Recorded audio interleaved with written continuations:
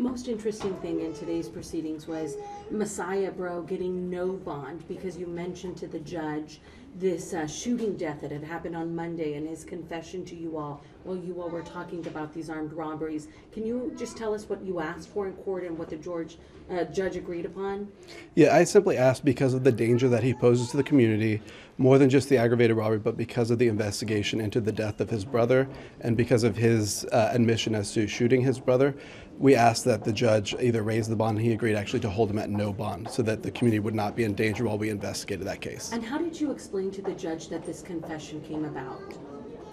I just mentioned that during the investigation for the aggravated robbery, while he was in custody for that, he gave a statement about the aggravated robbery, but also told those officers that he did shoot his brother.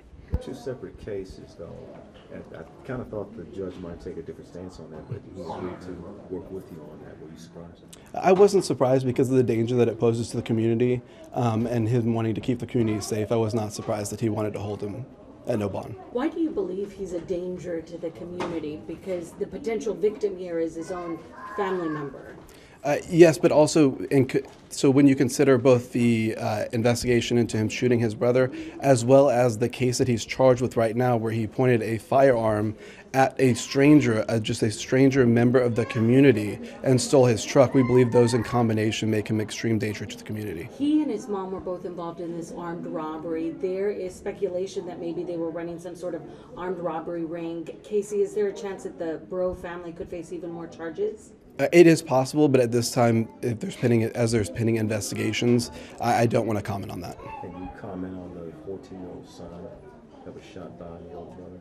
As far as the homicide investigation, I'm not going to comment on that any further than I already have, and any further than information we gave the court this morning. As it is part of a pending investigation, we'd like those investigators to be able to finish their investigation before we have any comment on that. When you talk about dangers to the community, though, when you all were reading the probable cause statement, Mr. Vargas had mentioned 3 people, 2 men and a woman in the vehicle. So we have Mom Breaux, we have the son. What about this other guy? Where's he?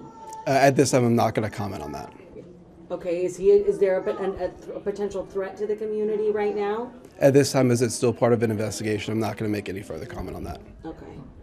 Alrighty, they'll be in court when next, Casey? At this time, I don't think they've been reset, but I can get you that information when I go back inside. Great, thank you so much.